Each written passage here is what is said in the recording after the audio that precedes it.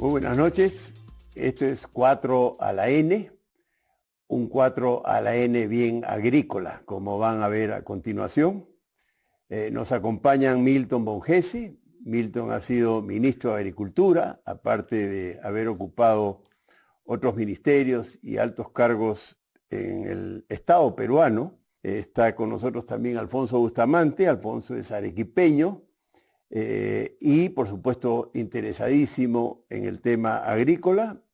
Alfonso opera una empresa agrícola que se llama Cerro Prieto en La Libertad, también con un éxito estupendo, así que autoridad para hablar de agricultura, tanto arequipeña como norteña, la tiene. Y Gabriel Amaro, gerente de AGAP, la Asociación de Gremios Agroexportadores del Perú, que es el gremio pues, que está dando que hablar a nivel mundial, ¿no? Lo que está sucediendo en la agricultura exportadora del Perú, particularmente la agricultura frutícola y hortícola, que tenemos que convenir, se trata de una agricultura nueva, no es la agricultura del algodón, de la caña de azúcar, del café, de la papa.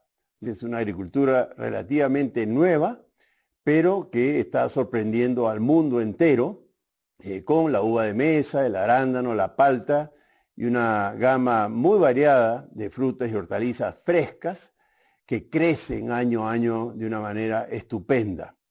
Entonces, ¿cómo no va a ser importante hablar de agricultura?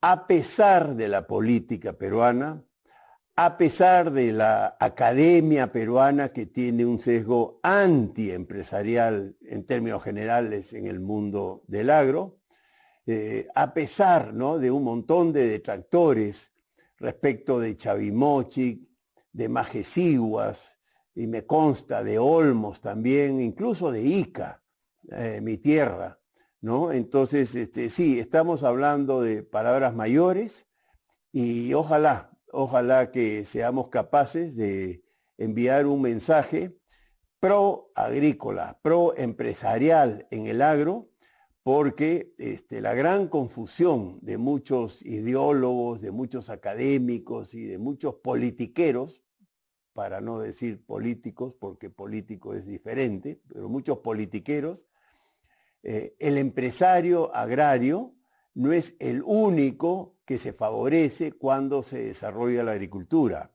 Detrás del empresario agrario hay cientos de miles, si no millones de trabajadores, la mayoría peruanos, muchos migrantes que vienen de la sierra, de la Amazonía, a trabajar en la agricultura empresarial del Perú de manera formal, con remuneraciones crecientes, con condiciones de trabajo cada vez mejores. Todo eso pasa, existe todo un enjambre de proveedores que a su vez tienen trabajadores, se genera un ecosistema tributario estupendo a través del gasto de los millones de trabajadores que están en el sector y por supuesto el aporte tributario en donde el Estado es el mayor beneficiario y ojalá haga buen uso de la parte tributaria. Por no decir los 9.000 millones de dólares que se generaron el año pasado casi en exportaciones y que seguramente en este 2022 serán 10.000 o más millones de dólares. En consecuencia, estamos hablando de un sector muy relevante para el bienestar y el desarrollo de los peruanos. Así que ese va a ser el tema dominante esta noche y yo les agradezco a nuestros invitados haber venido a conversar de agricultura y particularmente a conversar sobre Majesiguas 2, que está sobre el tapete, y Chavimochic 3, que está paralizado para dolor de todos los que quisiéramos ver estos proyectos florecer, ¿no? Milton, por haber sido ministro de Agricultura, ¿cómo ves tú el panorama? Sobre todo con énfasis en estos dos grandes proyectos, más todos los demás que pudiéramos aspirar los peruanos a ejecutar. Sí, no, bueno, muchísimas gracias por la invitación. Para esta conversación se ha elegido un tema fascinante. Fascinante no solamente por lo que significa la agricultura moderna hoy día en el mundo, sino también fascinante porque hay toda una corriente ideológica que se opone al desarrollo de la modernidad en el campo. Hay como cierto mito de que el progreso significa estar solamente en agricultura familiar, del minifundio, además en un país donde ya somos un país caracterizado en nuestra estructura de tenencia de la tierra básicamente por minifundios, y este tipo de proyectos tiene pues la oposición ideológica de los mismos que siempre se oponen a la minería formal, porque no se oponen al informal, y en general a la inversión privada. En ese contexto, creo que Perú tiene un potencial muy grande que realizar en los próximos meses, años. Hay dos proyectos que están a portas, uno muy cerquita, Majes-Iguas 2, significa incorporar 8.500 hectáreas a la agricultura moderna, solamente para términos de empleo muy directo. Van a ser como el 15% de la PEA adicional agrícola. Es un impacto tremendo para Arequipa y para todas las regiones del sur. Y la primera batalla para que este proyecto se restablezca fue hace poquito nomás. El Consejo Regional de Arequipa aprobó la firma de la adenda, entonces ahora está en las manos de la gobernadora regional. Gratamente sorprendido porque en Arequipa no se ganaba una batalla pro inversión privada, pro desarrollo. Generalmente se habían impuesto las visiones más bien que frenan esta iniciativa. Así que creo que con ese proyecto, y si el Ministerio de Agricultura se pone las pilas y quiere empujar Chavimochic, creo que también en un corto plazo podríamos tener unas 60, 70.000 hectáreas nuevas de cultivos modernos. Gabriel, ¿cómo ve AGAP la situación y qué puede decir con respecto a los próximos pasos? Mira, nosotros vemos al sector agrario en el Perú como un sector líder, ¿no? No solamente por lo que hemos desarrollado en los últimos 20 años, sino por el tremendo potencial, ya lo dijo Milton, que tenemos en el sector, ¿no? Otros países nos envidian por el potencial que se da no solamente en la calidad que tenemos por la posición geográfica, en el clima, en el agua que tenemos. Somos uno de los pocos países dentro de los 10 países del mundo que más agua dulce tiene, ¿no? Tenemos todos los climas del mundo, todas las condiciones, no tenemos climas extremos tampoco para hacer agricultura. Entonces tenemos todas las condiciones.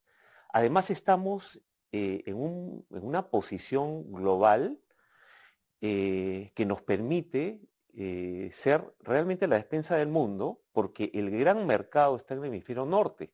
Ahí está más del 90% de la población global, y nosotros estamos en el hemisferio sur.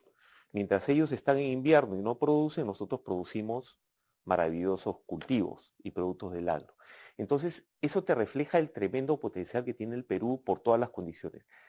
¿Cuál es el problema que tenemos en el Perú? Nuevamente es el tema político, el tema del manejo del país, ¿no? Durante los más de 20 años nosotros hemos tenido como país una cierta estabilidad macroeconómica, un manejo serio de las finanzas públicas, pero también hemos tenido una visión de desarrollo buscando la competitividad. ¿Para qué? Para generar sectores económicos que sean sostenibles y que atraigan inversión.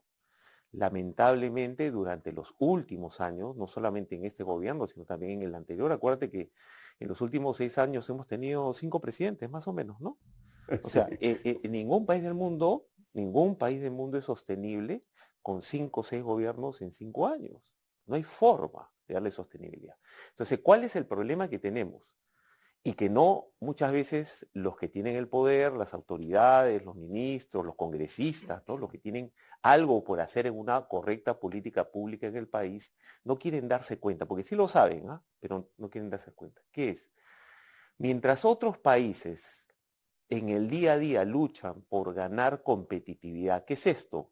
Tener un clima de negocios adecuado para que venga inversión, genere empleo, traiga divisas, genere economía y su país crezca.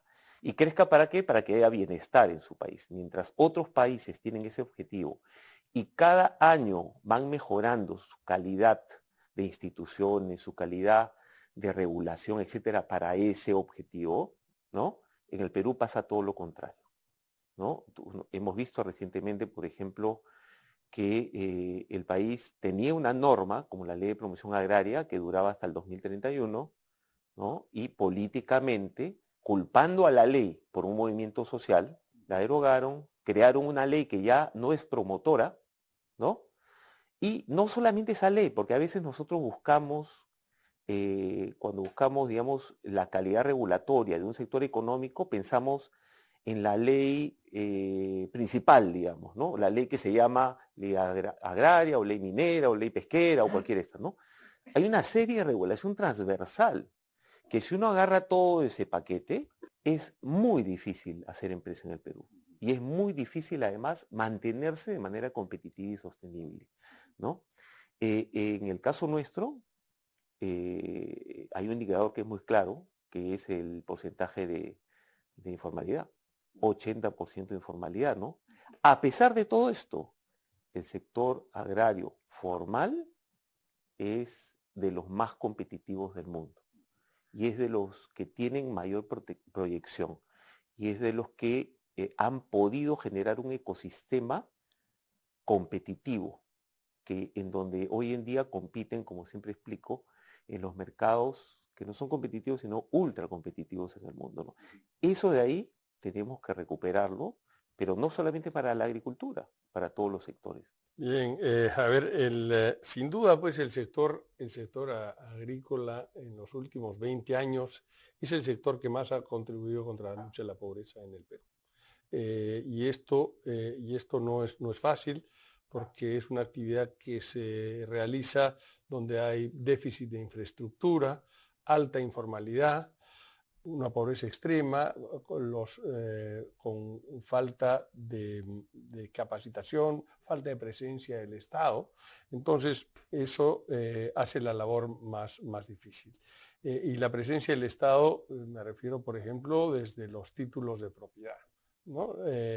Sostener la propiedad privada en el Perú o la propiedad del minifundio, de la empresa mediana o grande, en el Perú todavía esto es incierto. Y eso yo considero que es una de las grandes barreras para el desarrollo de la pequeña y mediana agricultura. ¿Por qué hemos tenido este crecimiento y por qué el éxito de la agricultura moderna se debe medir no por dólares de ventas y de exportaciones, sino por contribución a la lucha contra la pobreza? Y haber generado entre directa e indirectamente más de 1,5 millones de puestos de trabajo, donde no solamente están los trabajadores, los cosechadores y los tractoristas, los maquinistas, hasta ingenieros de sistemas y demás, sino están la parte, el componente logístico, el componente industrial, el componente de suministros. Esta es una actividad que es muy pesada en su estructura de costos. Entonces, y que requiere del concurso de muchísimos proveedores, de muchísimas pequeñas empresas, medianas empresas, ¿no? que hoy día tienen una mucho mejor situación gracias a que existe esta agricultura moderna. ¿Y qué dio origen a esta agricultura moderna? Yo tengo que decir, aunque nos encanta decir que es la Ley de Promoción Agraria, ciertamente esta la viabilizó, pero lo que hizo posible este gran desarrollo fue tener terrenos con títulos y con licencias de uso de agua otorgadas por el Estado a través de las irrigaciones. Si no hubiésemos tenido estas, ni la ley agraria ni ninguna otra ley hubiera hecho que el milagro que hoy día viven más de 1,5 millones de peruanos y que puede ser fácilmente el doble, como espero lo podamos discutir en unos minutos. Entonces, pasa por ahí y claro, hablando de la ley, porque no puedo dejar de hacerlo, de la ley agraria, era necesaria en el Perú tener una ley agraria que flexibilizara la posibilidad de contratar, que viabilizara la posibilidad de contratar a los trabajadores por tareos y tiempos definidos. De otra forma, esto tampoco hubiese sido posible. ¿Y por qué? Porque en el Perú tenemos una de las políticas laborales más obsoletas en el mundo, las que han probado que no funcionan, que son destructoras de los puestos de trabajo y no creadoras de los puestos de trabajo. Entonces, la excepción que se hizo a través de la ley es que viabilizó. Y el otro tema es que los que promocionaron esta se dieron cuenta que la agricultura moderna requería de una inversión gigantesca y que nunca antes se había visto en la historia del Perú en el sector agrícola. El Perú no tenía esos recursos, ni los empresarios, ni el Estado peruano tenía los recursos como para desarrollar esto. Y entonces, a través de una promoción temporal de una tasa impositiva menor, es que se promovió y se produjo eficientemente la reinversión de utilidades. Las utilidades que comenzaron a generarse hacia la segunda mitad del primer decenio de esto, y estas comenzaron a servir de combustible para el crecimiento de esto. Entonces, si alguien nos pregunta qué pasó, yo les diría esto pasó y ha habido realmente una transferencia muy grande de recursos y de formalidad, de calidad de vida a los pobladores, lamentablemente solo costeros hasta ahora. Creo que nuestra labor pendiente es ir hacia el otro lado de la cordillera y arriba. El Braem tiene más terreno agrícola que el resto del Perú y las irrigaciones truncas suman más hectáreas de todas las que constituyen la agricultura moderna. Hemos hablado de clima, de agua, de posición geográfica estratégica a nivel mundial. Y eso no ha cambiado, ¿no es verdad? Nosotros seguimos estando en la latitud en la que estamos desde toda la vida. Y el clima peruano es el mismo clima, más o menos, por más que haya habido cambio climático, estamos terminando el verano, ahorita viene el otoño, ya empezaron la neblina, y eso lo recuerdo yo desde que tengo uso de razón. O sea, el clima tampoco ha cambiado mucho. Y efectivamente, lo que la gente no se percata es que lo que cambió y que hizo explotar al sector fue la política. La política, porque antes de la ley de promoción agraria, el Perú estaba donde está ahora, el clima era el mismo que tenemos ahora, la misma agua que se perdía en el mar, sí, y no pasaba nada. Era la Constitución del 79, que estaba inspirada en la reforma agraria de Velasco, que desincentivaba la inversión privada. Entonces, la política, aunque parezca mentira, fue la que hizo que sucediera este milagro que es admirado en todo el mundo, ¿no? Entonces, de lo que se trata es de reconocer, qué difícil es que los políticos reconozcan que la ley derogada fue la que propició, ¿no? Porque, repito, clima, ubicación, todo se mantuvo y fue un gesto político lo que cambió todo, ¿no? La otra cosa que no quiero dejar de decir es que hasta hoy día, marzo del 2022, estamos botando agua dulce al mar. Hoy día nadie habla de falta de agua. Claro, porque estamos botando agua. Es más, hay inundaciones, hay huaicos, hay desbordes, ¿no? Pero ahora viene mayo, junio y empieza de nuevo el estiaje y todo el mundo va a salir a llorar por falta de agua. La pregunta es ¿por qué no guardamos parte de las abundantes aguas de lluvia que hoy día estamos botando al mar, ¿no?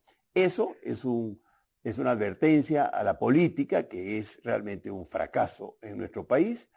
Y pensando en sierra y selva, vías de comunicación. Primero agua, pero después vías de comunicación. Yo sí creo que el Braem está condenado a perpetuidad a ser pobre o a depender de la coca por no tener vías de comunicación adecuadas y en general la sierra y la selva, ¿no? Entonces, transmitir ese mensaje desde el empresariado peruano en materia agrícola y no generar una expectativa ridícula y llamarle segunda reforma agraria a una cosa difusa, donde incluso se propone una planta de fertilizantes en Bayóvar como si ese fuese el problema del Perú, ¿no? El problema se llama agua, ¿no? Agua en el estiaje y carreteras, ¿no?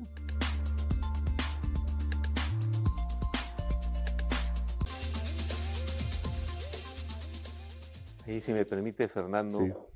es que el problema, Perú no tiene un problema de constitución, tiene un problema de gestión y de gestión pública, ¿no? Y eso lo vamos viendo en los números. O sea, cuánto se ha dejado de desarrollar la inversión pública el año pasado, cuánto se está dejando de desarrollar en inversión pública este año. Entonces, eso se traduce en que no tenemos agua, en que no tenemos carretera, en que no tenemos aeropuertos, puertos y todos los proyectos trabajos, lamentablemente, ¿no?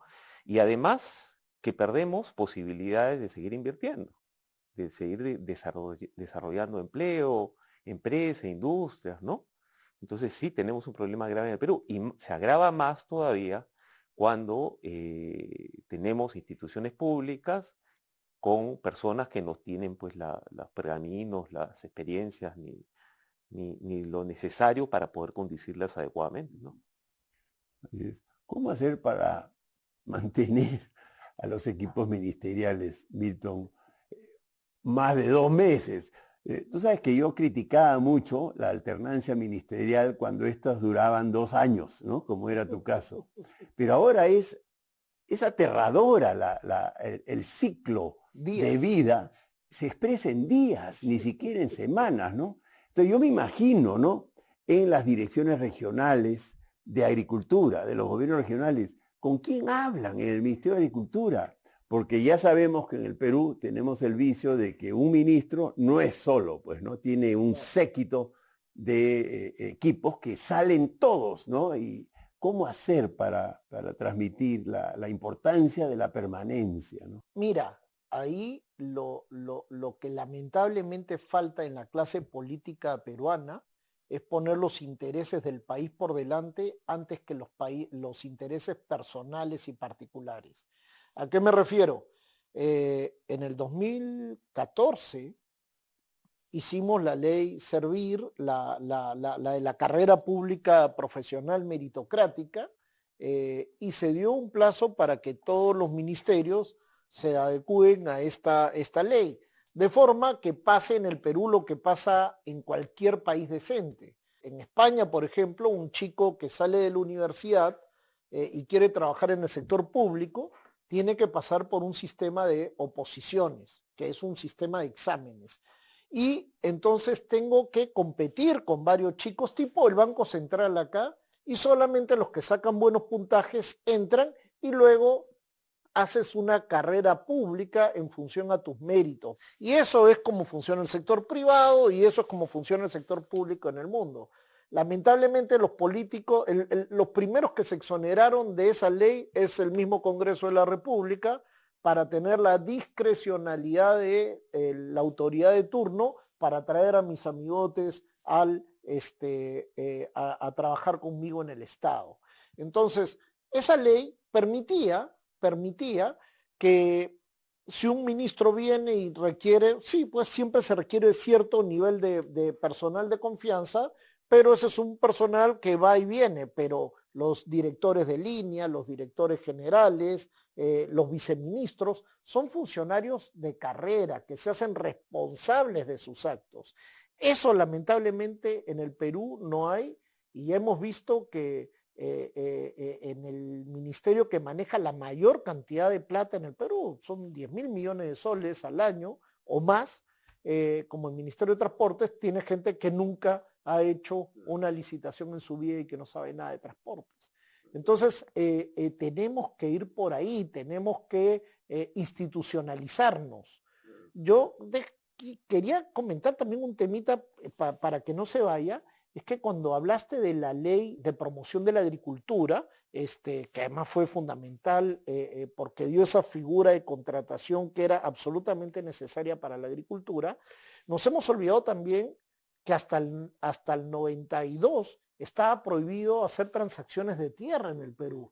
Eso tú se lo dices ahora a un chico y no te lo cree. Estaba prohibido, no podías comprar y vender tierra, que es lo más elemental para poder desarrollar el campo.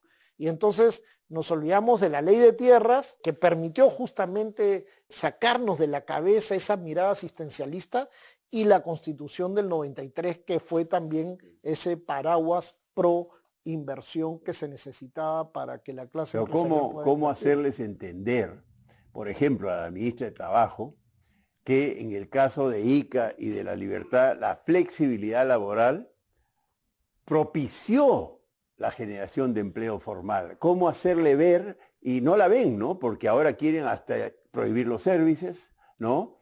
Y realmente rigidizar la legislación laboral, con lo cual lo único que van a propiciar es más informalidad, ¿no? Pero ¿cómo hacerles ver que lo que pasó en ICA fue más formalidad, más empleo, mejores remuneraciones, mejores condiciones laborales y todo lo demás, ¿no? Pero qué difíciles son nuestros políticos. Hay que dar la batalla política, en el buen sentido de la palabra política, porque le hemos dejado la cancha a una serie de pseudointelectuales que con dogmas del siglo XIX, ni siquiera de la segunda mitad del siglo XIX, sino de la primera mitad, de principios del siglo XIX, tratan de diagnosticar el mundo hoy. Nosotros conocemos amigos muy educados desde el punto de vista académico, mucho más que magísters y hasta doctorados, que hablan en esos términos. ¿Ah? Sí, claro. Para no dejarlo suelto, mi amigo Eduardo Segarra, que es brillante economista, él está en contra de la flexibilidad laboral porque dice que eso malogra los derechos de los trabajadores. O sea, cuidado que la cultura también se ha torcido, ¿no? En muchos compatriotas. Sí.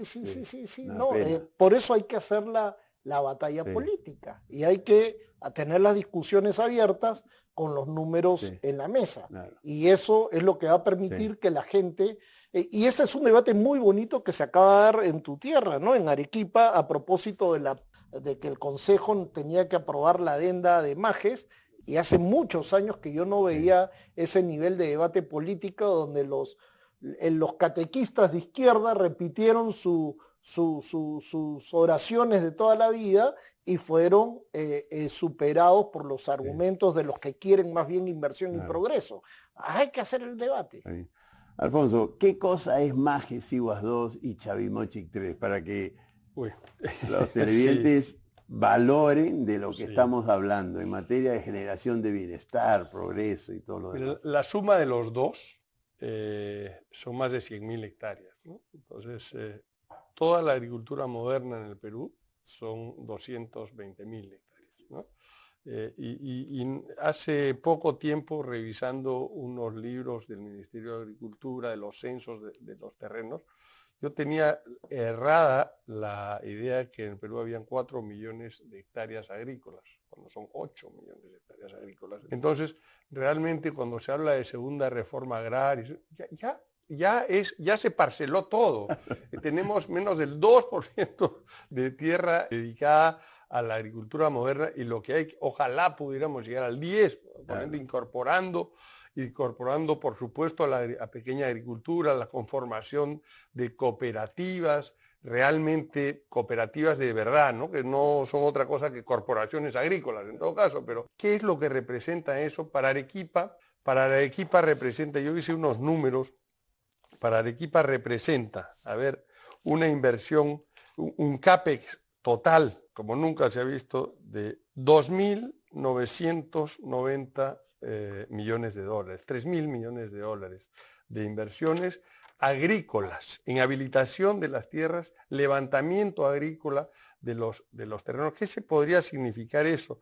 Y haciendo un mix de cultivos donde se dé espacio para los pequeños, medianos y que sigan haciendo lo mismo, pero que se incorpore por lo menos la mitad a la agricultura moderna, generaría 1.500 millones de dólares de ventas en exportaciones, de exportaciones, claro. Y eso, y jornales agrícolas, que es mucho más importante que eso, de 517 millones de dólares. 520 millones de dólares transferidos al agricultor de campo, ¿no? Formales. Y otros gastos que se representan en el OPEX, solo en Majes, 1.200 millones de dólares de otros gastos. Entonces, es una dinamización de la pequeña, mediana, comercio agrícola, transporte, servicios, ¿no? Como no ha visto Arequipa, nunca, ¿no? ¿Por qué? Por la permeabilidad de la actividad. ¿A cuántos alcanza? Entonces, eso hay que multiplicarlo por 2 para contar Chavimochic 3, que son 68.000 hectáreas. Entonces, imagínense qué es lo que significa para el trabajador, qué significa para la economía de la región. Quiero regresar a donde tú dejaste la infraestructura, no puedo estar más de acuerdo. Y no puedo estar más de acuerdo en que el Braem es la mejor zona agrícola del Perú, sin duda, la mejor zona agrícola, con climas diversos, con una estacionalidad diferente a lo que tenemos nosotros en la costa peruana. Pero, sin embargo, condenada por un déficit de infraestructura. Lo mismo le pasaba a Colombia hace unos años, exactamente lo mismo.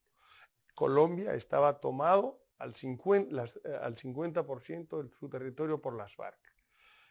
Un plan de los consecutivos gobiernos dijo, no nos puede volver a pasar, entonces hay que invertir en infraestructura. Hicieron un programa que se llama el G4, donde el G4 lo ves avanzar año tras año. Nosotros vamos a comprar palta a Colombia para complementar nuestra oferta peruana desde hace unos 6 años.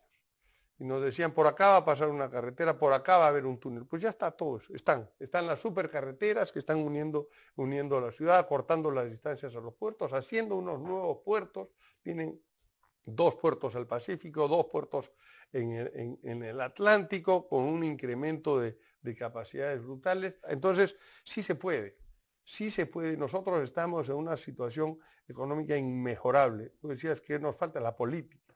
Y Milton decía que la receta es incorporarse en la política, dar la pelea política. Estoy de acuerdo. Nosotros hemos abandonado, lamentablemente, esa pelea política. Y yo escribí un artículo hace poco, desde hace 32 años votamos por el menos malo, votamos por por la excepción. Últimamente hemos hecho votos de odio, disfrazados de dignidad. Entonces, realmente, ¿y por qué se da eso? Por desinformación. Esto que estamos comentando hoy día creo que es importantísimo. La gente tiene que saber que el empresario privado es el que está generando valor, transfiriendo valor, ¿no? Y que la única forma de transferir riqueza es creándola primero. Entonces, hay que crearla. Este sector ha sido un ejemplo, no digo que es el único, por supuesto, pero ha sido un ejemplo diversificado porque hay muchas empresas. Había más de 4.000 empresas en el sector agrícola acogidas al régimen agrícola, todavía los hay. Entonces, 4.000 empresas en cualquier sector es un montón, claro. 4.000 empresas formales, es un montón. Y que crecían todos los años. Claro. Y van creciendo, los pequeños fueron medianos, los medianos fueron grandes y los grandes han sido muy grandes. Bien, felicitaciones, por supuesto. Entonces, eso requiere el concurso del Estado administrador con el privado, que es el administrado. Es un horrible nombre, administrado, pero sí, así somos. Entonces, necesitamos el concurso de ambos. Nuestra economía social de mercado, a diferencia de otras economías, el componente social, por ejemplo, en el Perú, el agua es del Estado. No pasaba lo mismo en Chile, que han tenido estas revueltas. El agua es del Estado. El Estado la asigna a través de licencias de uso, ¿no? En ciertas condiciones. Entonces, el Estado es responsable de cuidarla, de asignarla, de administrarla y se nos entrega a nosotros en uso para dar el mejor uso. ¿Qué está fallando? Los controles. No me refiero solo al agua. Está fallando los controles, la redistribución. Se ha creado una cantidad de dinero en las arcas del Estado y nos dedicamos a hacer refinerías y no nos hemos dedicado a resolver el tema de infraestructura básica, infraestructura social creo que las empresas modernas lo que procuramos es mejorar todos los días. No digo que todas las empresas seamos una panacea, pero procuramos mejorar todos los días, dar las mejores condiciones a nuestro cliente interno, que es nuestro trabajador, y procurarles dignidad en el ingreso, en toda su experiencia laboral hasta la salida. Pero llegan a su casa y ¿dónde quedó la dignidad? Cuando no tienen servicios públicos, no tienen agua, desagüe, no tienen veredas ni pistas. Entonces, realmente tenemos que trabajar todos juntos para eso, y eso ha faltado comunicar.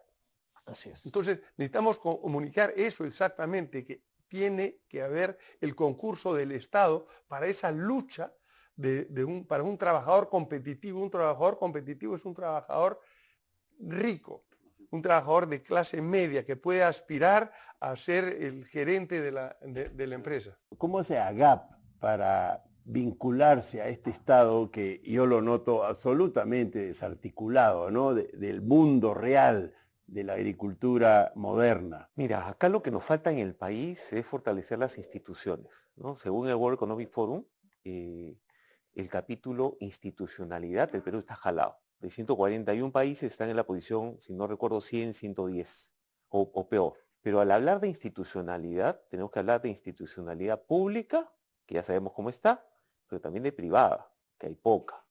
Parte de esa institucionalidad privada son los gremios. En el caso, un gremio representativo en el sector agrario es AGAP, por ejemplo, ¿no? Y nosotros lo que buscamos es el desarrollo del país en el aspecto tanto social como económico a través del desarrollo del sector agrario. Entonces, nosotros como articuladores entre lo que es la generación de riqueza, como decía Alfonso, para el país, que son los únicos que generan riqueza en un país, ¿no? Y los que dan las reglas de juego, que son los políticos, los gobiernos, el Congreso, el que trata de buscar el punto intermedio, el mejor diálogo y el win-win para todos, son los gremios, son las instituciones. Y un gremio que se lleva bien siempre trata de buscar ese equilibrio, ¿no? Y eso es lo que hemos estado haciendo en AGAP, fortalecernos durante los últimos años, mejorando la reputación, mejorando la comunicación hacia la sociedad, hacia el sector público, privado, diciendo las cosas claras. Es una labor difícil, pero es una labor, te digo, que cuando logras tener ese trabajo permanente, continuo, da grandes resultados. Hoy en día la comparación en la región es la agroexportación chilena, por ejemplo, con la peruana. La chilena nos lleva muchos años de ventaja, pero el crecimiento que hemos tenido en agroexportación ha sido exponencial, claro, cosa que no ha pasado en Chile, ¿no? Quería también agregar algo más a lo dicho por Alfonso, para entender los impactos. Chavimochic 1 y 2 más o menos son como 30.000 hectáreas. Con 30.000 hectáreas en los años de desarrollo de Chavimochic, hoy en día La Libertad es la segunda región exportadora. Arequipa exporta 171 millones el año pasado. En productos agrícolas. En productos agrícolas. La Libertad, casi 1.800 millones. Teniendo Majes 1. Imagínate si Majes 1 se hubiera manejado como Chavimochic 1 y 2. Ahora, no todo está perdido. Arequipa tiene un tremendo potencial. Si se aprueba este tema de Majes 2, se lleva bien el tema de Majes 2, se mejora la regulación para atraer inversión, porque ahí está el otro tema, ¿no? Claro. O sea, no solamente es tener la tierra y la disponibilidad de la tierra y el agua, sino que tienes que generar un clima de negocios para atraer inversión y para que los que están acá en el Perú también inviertan, ¿no? Esas 38.000 hectáreas, ¿no? Imagínate en qué posición podrían poner a Arequipa, de la posición 10ª que está hoy día en región agroexportadora a una de las primeras. Ahora, Chavimochic 3, 60.000 hectáreas, más 40.000 hectáreas reconvertidas. Claro. Mira lo que va a hacer La Libertad con 100.000 hectáreas nuevas, ¿ya? Si con 28.000 hectáreas, 30.000 hectáreas se ha convertido a La Libertad en la segunda región del país. O sea, va a ser 4 o 5 veces más de lo que es ahora. ¿Eso qué significa? Regreso a lo que dice Alfonso. ¿Cuánto más de espacio de aeropuerto necesitamos? ¿Cuánto más de espacio de puerto? ¿Cuánto más de espacio de carretera tenemos en La Libertad? Todos pasan por el puente Virú y es un problema hoy en día, ¿no? ¿Qué me vas a decir? ¿No? Eso, claro. ¿sabes, no? Entonces, Entonces, imagínate lo que necesitamos en carreteras, en empleos, ¿ah? Desde transportistas, choferes, camiones, contenedores, laboratorios, universidades, profesionales, o sea, toda esa industria transversal que le da vida al sector. Mira, según el INEI, en la medición del PBI, el sector agrario aporta al PBI nacional más o menos 5%. En un estudio hace 3 años del Banco Mundial, que participé yo en la presentación del libro del estudio, es más o menos 11% la contribución del sector agrario al PBI. ¿Por qué? Porque hay un 6% de toda esta industria transversal que sin ella el sector no puede desarrollarse. Entonces imagínate el potencial que tenemos. Nuevamente, la política. Pero para eso están las instituciones, ese diálogo público-privado. Quejarte cuando corresponda, pero con la queja viene, aquí está la propuesta para salir adelante. Esa labor es la que estamos haciendo en ADAP. O sea, es una posición clara respecto a lo que debe seguir el sector, pero con propuestas. Porque aquí lo que se trata es sacar al país adelante.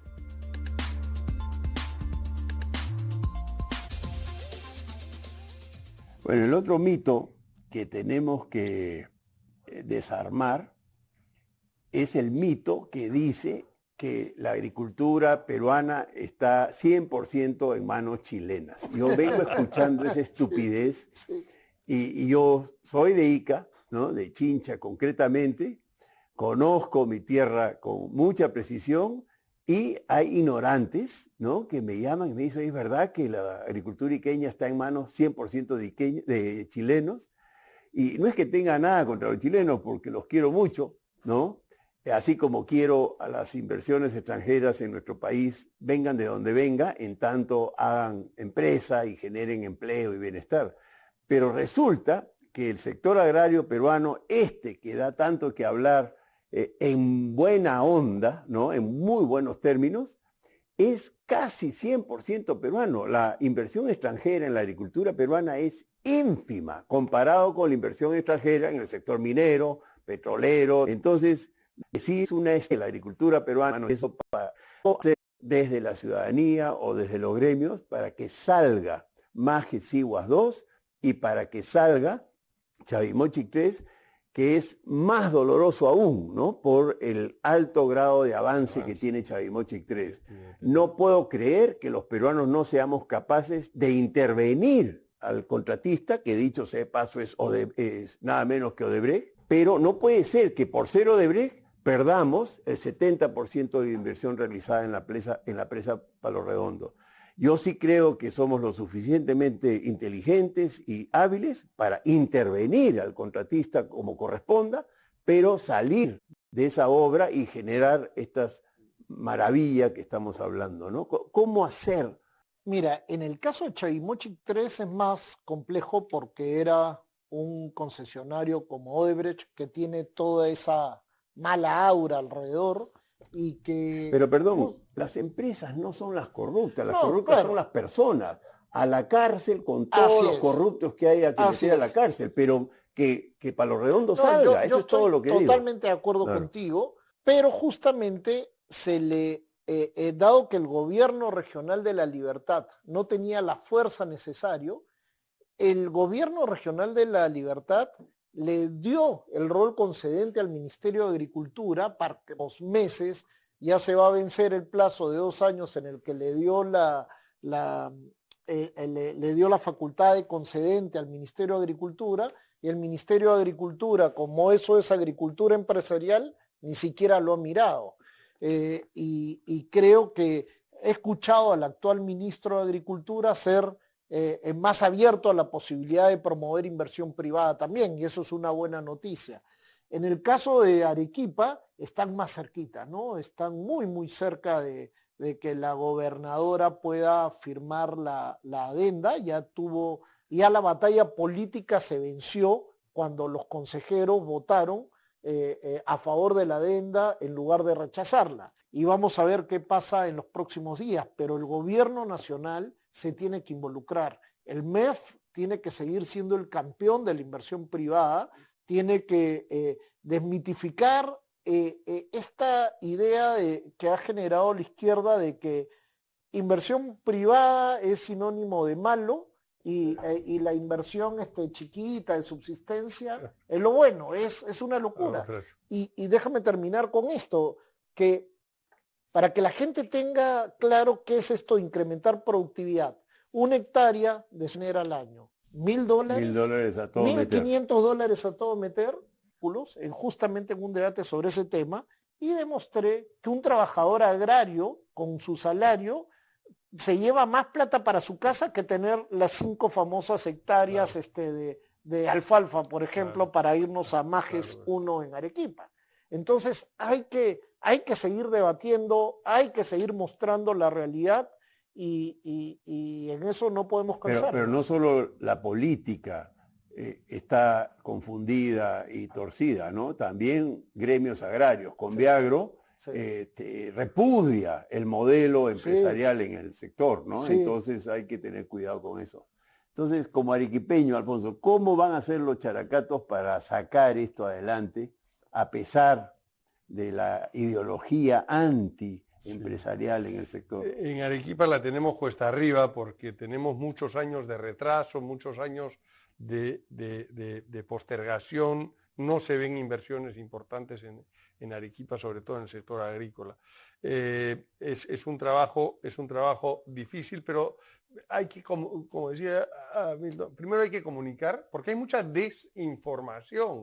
Entonces, ese enaltecer a la agricultura familiar como si fuera la solución de todo, no es, realmente es una consecuencia de, y lo que tenemos que ver es cómo potenciar a la agricultura familiar para que ésta pueda, agrupándose en conseguir una economía de escala y lograr las eficiencias que eso tenga. Entonces hay que comunicar mucho, hay que trabajar mucho, tan solo hay que hacer comparaciones, lo que hizo Gabriela hace un rato, Majes Iguas 1 es un desastre lamentablemente. No ha cambiado la vida de los arequipeños, ha cambiado seguramente para mal mucho porque se informalizó mucho, entonces hay mucha informalidad. En el caso de Chavimochic es más grave aún porque la obra está a medio hacer, Claro. La obra necesita mantenimiento. Y se está deteriorando. Se está deteriorando. Así es. El Estado no está pagando el seguro y no es Odebrecht. Esto es propiedad del Estado peruano. O sea, se pretende castigar a Odebrecht, pero el palazo le cae a los bienes del Estado peruano, o sea, a todos nosotros. Entonces, es absurdo. Ya he mencionado todo lo que se puede, todo lo que puede generar en valor, pero en el caso de Arequipa, tiene una ventaja versus del norte hacia el norte, de Ica hacia arriba. Todos nosotros muy específica. Sin embargo, por la ubicación geográfica y la altitud de Majes Iguas 2, tenemos una ventana opuesta y complementaria a lo cual hace especialmente atractivo. Lamentablemente, la estación experimental de Linía ya no opera hace mucho tiempo en La Joya y mucho menos en Santa Rita de Sigua. Nuestra empresa, ha alquilado terrenos hace 5 años, con la expectativa que tenemos de hace muchísimos años de que se desarrolle esto.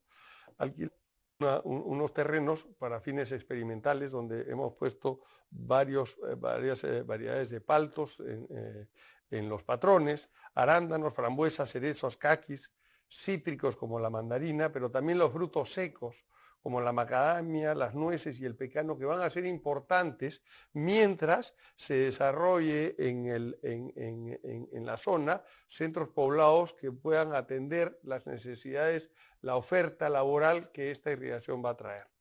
Otra cosa para Arequipa es que el puerto de Matarani tiene que convertirse en un puerto de contenedores, que es la única forma como podríamos pensar en sacar esa cantidad de contenedores. Yo quería agregar también que la pequeña agricultura es perfectamente compatible con lo que estamos hablando ahora.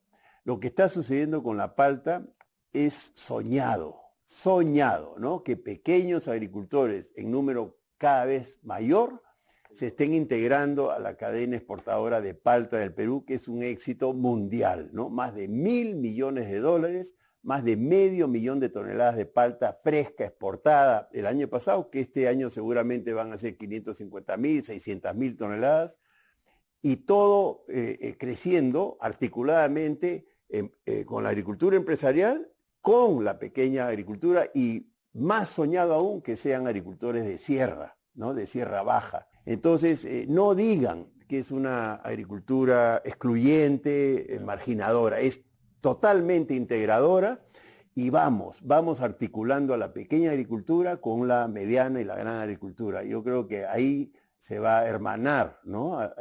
Ambas agriculturas y todos vamos a salir ganando. Yo creo que AGAP tiene que comunicar eso, ¿no? Mi única advertencia es cuidado con los políticos cuando se meten a hacer agricultura, ¿no? Yo veo muchos viveros municipales y un vivero son palabras mayores. Un vivero es alta tecnología, sobre todo en materia sanitaria, y cuidado con aceptar plantones regalados por el alcalde cuando están llevando hongos, virus y todo lo demás y termina fracasando, ¿no? Cuando uno piensa en agroexportación, solo piensa en empresa grande. Así es. Cuando la realidad es totalmente distinta. Mira, las cadenas productivas que el Perú ha ido formando a lo largo de estos más de 20 años, más del 80% la constituyen unidades productivas de menos de 5 hectáreas, conectadas adecuadamente a una cadena productiva moderna que exportan hoy en día a más de 150 países del mundo. Eso de ahí que hemos logrado, como dijo Alfonso, con 200.000 hectáreas, son 4% de toda el área cultivada, tenemos que acelerar ese proceso, pero tenemos que hacer exponencial esa integración.